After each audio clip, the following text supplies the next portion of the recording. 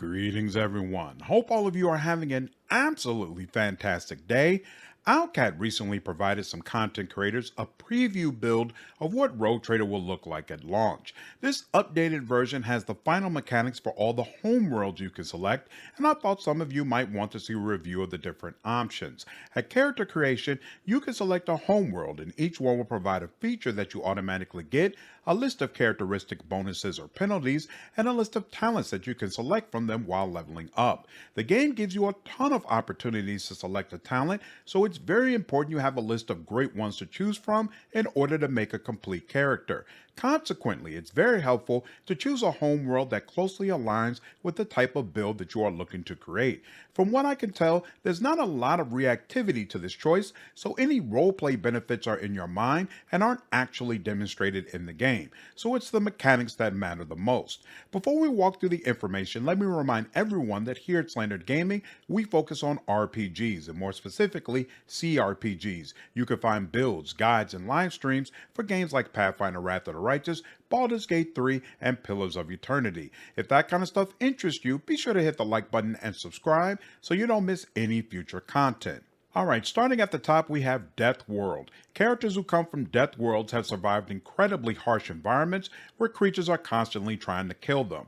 Consequently, these characters are hard to take down and they make great tanks or frontline fighters. You automatically gain the feature Survival Instinct, which is triggered once per combat when your wounds drop below 30% and automatically gives you 20% of your maximum wounds as temporary wounds. You'll also gain a 20% bonus to dodge and armor while you have at least one temporary wound from any source. The second portion of this feature is incredible and also very easy to trigger. Even if you never take any of the talents, Death World makes you significantly tankier with this alone. Also keep in mind this is phenomenal for melee psychers. Picking up the necessary psyker talents and powers will leave less room for archetype talents that would make them more durable, so getting a feature like this without having to distract from your psyker build is really nice. This homeworld option will also give you a +5 in strength, toughness, and agility while imposing a -5 penalty on fellowship and intelligence. That means warrior is the archetype that Death World characters slide into most neatly. Officers and operatives focus on fellowship and intelligence respectively. Warrior requires neither of those two characteristics to be fantastic, while the first three are all great to have.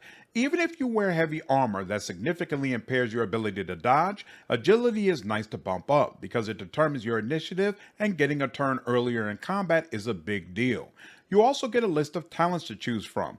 Brutal Hunter provides a 15% increase to critical hit chance against targets who are bleeding or have less than 50% of their maximum wounds. This will trigger all the time when you get to Act 2, and absolutely it's a talent you want to have. Trusty Weapons gives you a 10% increase to critical hit chance when using axes, hammers, and lost weapons. It's not difficult to stick with weapons on this list, and 10% is a nice bump, so I will go ahead and pick this up. Wounded Beast increases your agility and willpower by 5 for every injury you have, and traumas count as 3 injuries. I think whether or not this is useful depends on what difficulty you are playing on. Normal playthroughs probably won't get much out of this talent, but I am doing a core run and honestly, my main tank has a trauma on almost constantly. This certainly isn't a high priority, but if you have a talent to spare, an extra 15 in agility could be nice. Hellish Life reduces your damage from flame, toxic, and bleeding effects by an amount equal to your toughness modifier. I haven't experienced a lot of bleeding, but flame and poison come up plenty, so if you have a high toughness score, this could be very useful. Finally, Tenacity is triggered once per combat when you are stunned, blinded, or immobilized, and allows you to not only ignore this condition, but instead gain 20% of your maximum wounds as temporary wounds. This is a big deal, because enemies absolutely love throwing stun grenades in this game, so shrugging off those effects and healing from the attempt is something you'll trigger all the time. Definitely pick this up. That's all the information that I have regarding Death World. Like I said before, it's basically tailor-made for characters that want to be as durable as possible when standing on the front line. Moving on to the next option, we have Voidborn. These are humans that were born in space aboard a ship or orbital satellite. This homeworld is a fantastic option for anyone who wants to use a build focusing on intelligence or fellowship. So basically an operative or an officer. It doesn't reach the survivability levels of Death World, but there are some really nice options here that will periodically help keep you on your feet. Voidborn is also a decent pick for psychers as it does increase your willpower, but I think there are a couple of better selections for that route. You automatically get the feature Fortune, which triggers when you fail an attack, dodge, parry, characteristic, or skill test and allows you to reroll with a 20% chance for success. This chance cannot be higher than the base success chance of the roll. In addition, any enemy dodge or parry against you has a 20% chance to fail after a successful roll. No doubt, this is absolutely fantastic and will help you regardless of what kind of build you are running. Voidborn get a +5 bonus to willpower and intelligence, and they take a -5 penalty in strength. This may cause you to believe that they make poor frontline fighters, but actually, there's a bunch of different ways to raise the damage a character does, so strength really isn't a critical characteristic. You can absolutely have a competent Voidborn tank. This homeworld also provides 5 talents for you to choose from.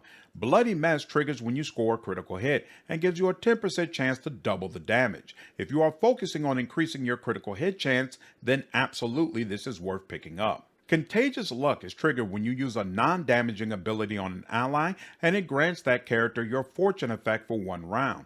If you use a non-damaging ability on an enemy, you'll place the enemy fortune effects on that foe for 1 round. If you are playing as an operative, then you'll be throwing out non-damaging abilities left and right, so this is fantastic to have. Diviner Psychers focusing on buffing will love this as well. If you are more focused on pure damage, then it's probably not useful. Just a Flesh Wound gives you a 20% chance to survive with 1 wound after suffering lethal damage. No doubt this is nice to have, especially if you are playing a character that you expect to get a lot of heat. Jinx is triggered when you have more than 50% wounds and increases the chances of all creatures in a 3-cell radius by 10%. If you have less than 50% wounds, then those same creatures receive a penalty of 10% instead. Obviously, you don't want to help your enemies and you need to keep wounds high for this to trigger, so it works best if you are at range and close to party members who also have a percentage chance to make certain things occur. Finally, you get Be Smart, which is triggered anytime you use an ability or talent that utilizes your fellowship bonus, and instead let you use your intelligence bonus if that is higher. In addition, Voidborn can always upgrade intelligence, even if their archetype doesn't allow it. This can be advantageous because useful skills like tech use or logic scale off of intelligence. Therefore, it might be useful to stick with intelligence as opposed to increasing fellowship, which might already be covered by your team, or just have skills that you are not interested in.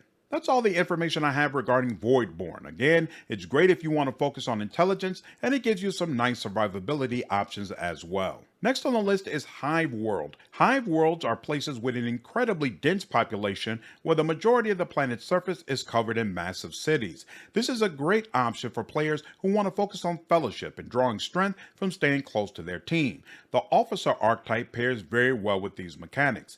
You automatically gain the feature Strength in Numbers, which gives you a bonus to resolve equal to 1 plus half of your fellowship bonus if there are 3 or more creatures around you in a 3-cell radius. You suffer a -2 penalty to resolve when no other creatures are around.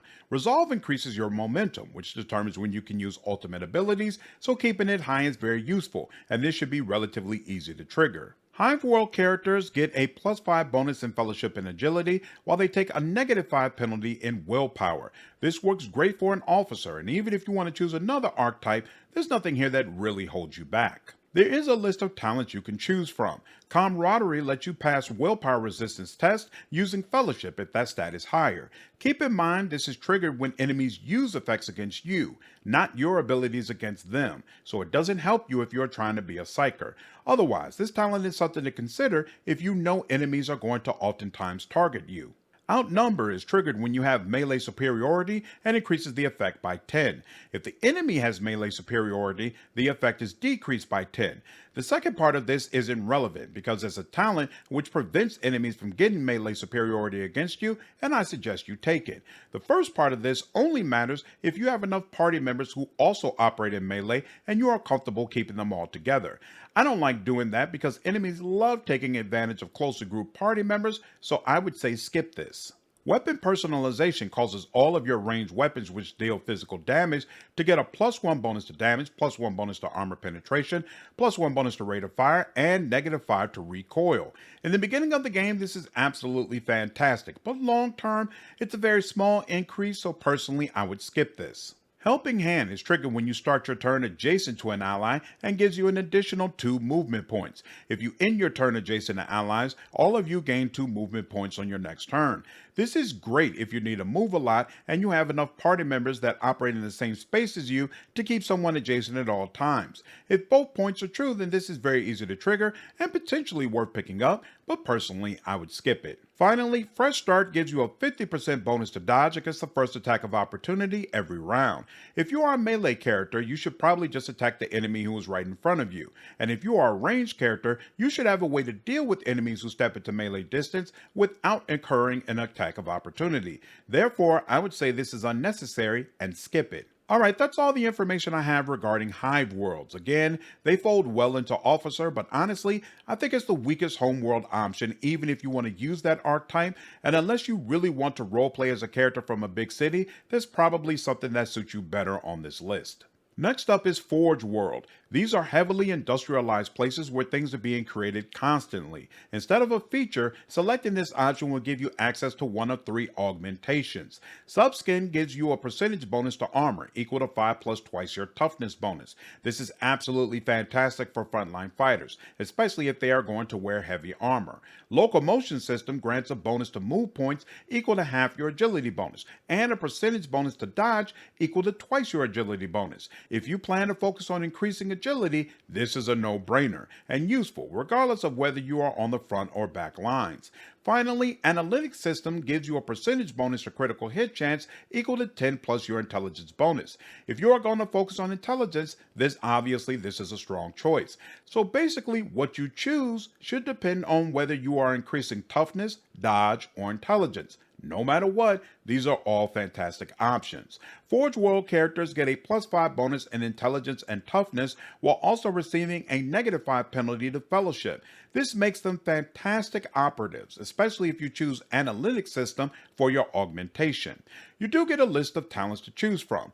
Pinnacle of Weaponry makes your first attack with any plasma, melta, or power weapon deal additional damage equal to your intelligence modifier. For the remainder of combat, this bonus damage decreases to half your intelligence modifier. There are great options in all 3 of these weapon categories, so as long as you are consistently increasing intelligence, this is a no-brainer. Fires of the Forge gives you a deflection bonus equal to your toughness bonus against burning and flame weapons. These damage effects happen often, but not often enough that I believe this feat is worth it. Steel of the Forge is triggered when you are wearing heavy armor and gives you a +1 movement points, +1 deflection, and you cannot fall prone. The +1 to deflection and immunity to prone is actually a big deal, as deflection is very difficult to stack and enemies love knocking down frontline fighters. If you plan to wear heavy armor, which you should if you took subskin armor, I would definitely pick this up. Persistence of the Forge gives you a stacking 10% bonus to hit chance and dodge reduction against any enemy you hit with a single target attack. Successful critical hits from single target attacks provide a 20% bonus instead. Most likely you are doing single target attacks all the time, and this is absolutely a no-brainer. Finally, Calculated Relations allows you to use persuasion, coercion, and commerce skills based on intelligence instead of fellowship. Commerce will give you a little more XP, but isn't really all that important. Persuasion and coercion definitely come up often, and it's great to have someone on the team skilled in these areas. Overall, Forge World is a fantastic option for operatives, whether they are working from a distance or within melee range. Next on the list is Imperial World. These are places that have already been settled by the Imperium of Man. Characters who come from these worlds would have already been fully immersed in the culture and politics of the Imperium. This option is especially strong for Psychers because of its feature, Humanity's Finest. This lets you get a plus 10 bonus in whatever characteristic you prefer, except for ballistic or weapon skill. This is the only way to get a plus 10 bonus to willpower from a homeworld. Even if you don't want to be a Psyker, this kind of flexibility is just great to have all the way around. There's also a list of talents for you to choose from. Ready to Serve is triggered when you are affected by an ally's non-damaging ability, or you affect an ally with such an ability, and it increases the ally's resolve by half of your fellowship bonus for 1 round. There's a lot of factors that determine if this is useful. Are you focusing on fellowship? Do you use a lot of buffs on allies, or have them use it on you? Whether or not this is useful depends on the makeup of your team. Better to Die for the Emperor is triggered when you are under 40% wounds and causes you to gain a bonus of plus 10 to all characteristics and a plus 2 to resolve. If you are a tank or frontline character who is going to consistently get shredded, this might be worth considering. But if you are a backline fighter or you are very good at keeping your frontline protected, then this isn't nearly as useful. Doing My Part is triggered when nobody else in your party is from an Imperial world and causes the first use of your character's archetype abilities to cost 1 action point less. The majority of your party members come from Imperial worlds, so unless you plan a role with a bunch of henchmen, this is useless. No Heresy gives you a 10% bonus to critical hit chance and armor against Xenos or demonic creatures. Your allies gain half of this bonus. The downside of this is your lore, Xenos, and warp stats are always 0. Personally, I took this and let other party members handle passing those tests, and thus far I haven't regretted it. You face a ton of Xenos and demonic creatures in this game. Stronger Together gives all allies, excluding Xenos, a plus 5 bonus to the same characteristic you chose from Humanity's Finest. This is very easy to trigger since you only get 1 Xenos party member, but the question is, does your characteristic help the rest of the team? I skipped this because mine was Fellowship, but if you chose something like Agility, this might be worthwhile. That's all the information I have regarding Imperial Worlds. Once again, this is a fantastic choice pretty much regardless of what kind of character you are running, and it most especially gets you started on the right foot if you want to be a Psyker. Last on the list we have Fortress World. These are places where everyone is training to participate in war for the Imperium. This class is the ultimate option for people who want to participate in ranged combat. Keep in mind that the Psyker powers are considered to be weapon attacks, so anything that helps you shoot also potentially helps you set an enemy on fire. The feature that you get is Never Stop Shooting, and every time you kill an enemy, you'll get 10 stacks of this effect. At the start of your turn, there is a percentage chance that your first attack will cost 0 action points and will not count towards the attack limit per round. The percentage is equal to how many stacks of this effect you have, and once you trigger the effect, all stacks are lost. This is fantastic because the game throws large mobs of enemies at you, so you'll have to kill a lot of enemies. You'll trigger this all the time and be appreciative of it. This homeworld gives you a plus 5 bonus in perception and willpower while also giving you a penalty to fellowship. Perception is important because it determines your ability to lower an enemy's chance of dodging your attacks. Willpower is obviously here in case you want to go the ranged Psyker route. You also get a list of talents to choose from. Combat Addict gives you a plus 7 to ballistic skill, perception, and willpower while you are in combat, but you take a negative 7 penalty to intelligence, fellowship, perception, and willpower while outside of combat. The penalty may not matter depending on the makeup of your team, and a plus 7 increase almost guarantees you'll get a higher characteristic bonus, so this is worth considering. Hail of Steel is triggered every time you make a shot and provides a stacking 1% bonus to dodge against ranged attacks. In addition, your burst attack grants an additional 10 stacks of Never Stop Shooting. Early game, you are not shooting enough for this to be worth it, but by Act 2, you might be firing several shots per round, and this will really stack up. Familiar Kickback triggers at the end of your turn and gives you more stacks of Never Stop Shooting, equal to half of the minimum damage of the most damaging ranged weapon you used during the round. If you are using a weapon that packs a lot of punch into every shot, like a sniper rifle, this is definitely a nice pickup. Spare Magazine causes your first reload to cost 0 action points, and reloading a weapon grants an additional 10 stacks of Never Stop Shooting. I would skip this because the Rapid Reload talent will let you reload for the first time with 0 action points, but it also makes any subsequent reloads cost 2 action points less, which is more important than stacking Never Stop Shooting higher. Finally, Never Stop Believing is triggered when you will potentially lose all stacks of Never Stop Shooting, and instead you get a number of stacks equal to half your willpower bonus. Also, you can upgrade willpower even if your archetype doesn't allow it. If you are a ranged psyker, you are probably stacking willpower sky high, and this could potentially be useful, although there are other talents which are probably higher up on the list. That wraps up what I know about Fortress Worlds. Like I said before, if you want to engage in ranged combat with guns or powers, this Homeworld is a fantastic option. And that is all the information I have regarding Homeworlds in Rogue Trader at this time. I'll continue covering this game up through its release, so again, let me know down in the comments if there's any particular videos you want to see. Hope all of you enjoyed this video. Take care.